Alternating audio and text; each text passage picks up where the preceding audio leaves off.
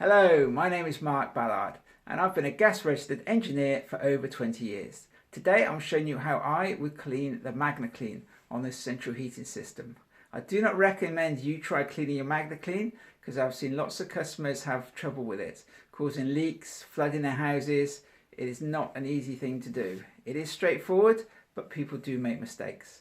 Okay, so let's get started and I'll show you what I do. This is the 22mm MagnaClean. It comes with two tools, a spanner to undo the lid and a spanner to shut the valves. When I look at these valves, I can see it says on here, and when I rotate the valve, like so, you'll see it then says off under here. But the main thing is to get this valve lined up straight. And there, like that, so it's straight up and down, and you can see there are some little lines which you do line it up with. I do the same with the bottom valve,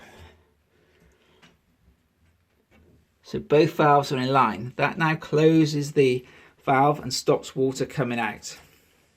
I then undo the lid, and I usually put this way around, and I don't pull against the pipes, I pull against these valves so I don't end up twisting the pipes and causing leaks somewhere else. So I twist this like so. There, hear a little bit of air come out. I can then undo this by hand. Once I've undone the lid, I then lift the MagnaClean up and I put my finger underneath to hold this plastic piece because it will slide off. I then lift it out and I use a pot to catch the water, because water will come out of this and you don't want it dripping on your floor because it may be dirty. Right, then I take it to a sink and wash it off. So here's the MagnaClean, and you can see there's all this dirt on the MagnaClean there. All that is dirt which has come out of the central heating system. This is all rust and steel which has turned black, called magnetite.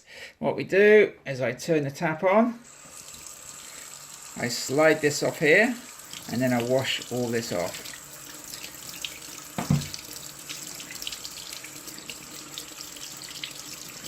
And clip this and clean this bit here out as well.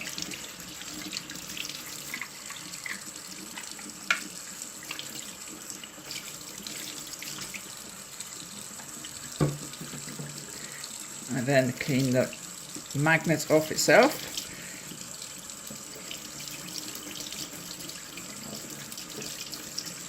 There.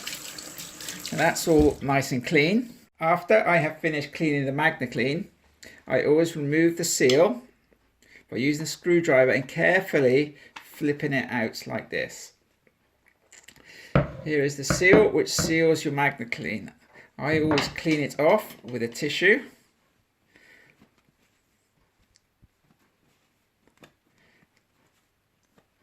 To remove any dirt and old silicone grease.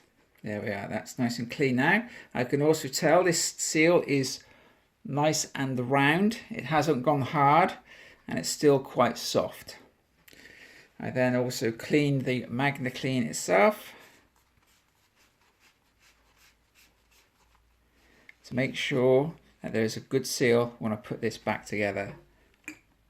Alright, back to the boiler. Now I have cleaned the MagnaClean. I then clean the top of here to make sure there's no dirt which is going to cause it to leak, like so. Okay, then I take some silicone lubricant, any silicone style grease, Vaseline will do. I take a nice good blob like this and I put it all the way around the seal to give a nice seal, because the last thing I want to have is a leak. Like so. There. That's nicely coated in silicone grease. I then put it back onto the filter. I wipe some silicone grease around the lid here to help it seal. I then put this back inside.